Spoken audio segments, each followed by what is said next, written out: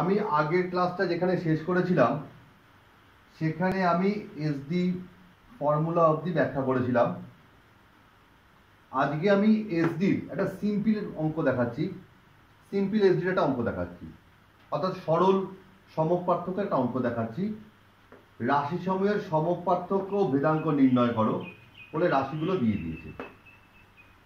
আমরা মান এক্স ধরলাম, রাশি তত্ত্বগুলোকে আমরা এক্স দ্বারা প্রকাশ করলাম। এটা একটা ভেরিয়েবল, এটাকে আমরা এক্স দ্বারা প্রকাশ করলাম এবং এক্স এর কটা ভ্যালু রয়েছে 1 2 3 4 5। এবার এক্সটাকে আমরা যোগ করে কত পেলাম 40 এবং পাশে একটা এক্স স্কোয়ারের কলাম করে নিলাম এবং এক্স স্কোয়ারের কলামটা কেন করলাম সেটা আমি পরে ব্যাখ্যা করছি। যাই হোক, 8 square 64, 4 square 16, 10 square 100, 6 square 36, 12 square 144। এবার এক্স বার মানে গাণিতিক গড় বা mean, summation X by N. Summation X কত 40, এন মানে নাম্বার অফ অবজারভেশন 1 2 3 4 5, 5 বসিয়ে দিলাম ইকুয়াল টু 8 একক। যদি এটা কিলোগ্রাম থাকতো তাহলে লিখতাম 8 কিলোগ্রাম, পাউন্ড থাকলে লিখতাম 8 পাউন্ড, যদি বয়স থাকতো লিখতাম 8 বছর ইত্যাদি। এবার এসডির ফর্মুলা কি?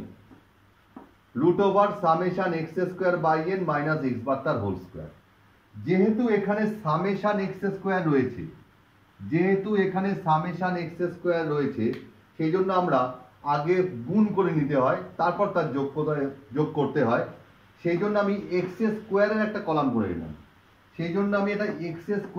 করে নিলাম, তাহলে 8 স্কোয়ার মানে 64, 4 স্কোয়ার মানে 16, 10 স্কোয়ার মানে 100, 6 স্কোয়ার মানে 36, 12 স্কোয়ার মানে 144। তাহলে সামেশন এক্স স্কোয়ার অর্থাৎ এক্স স্কোয়ারের যোগফল কত বেরোলো 360।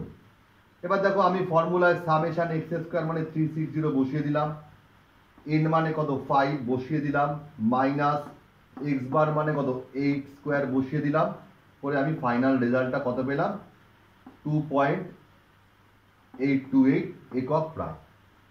এবার ভেদাঙ্কের ফর্মুলা কি? SD by X bar into 100।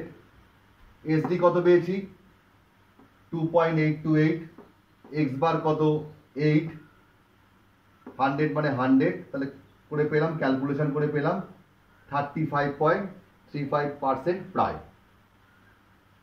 পরবর্তী ক্লাসে আমি তোমাদের ভারযুক্ত এসডি অর্থাৎ ওয়েটেড এসডির অঙ্কটা করাবো।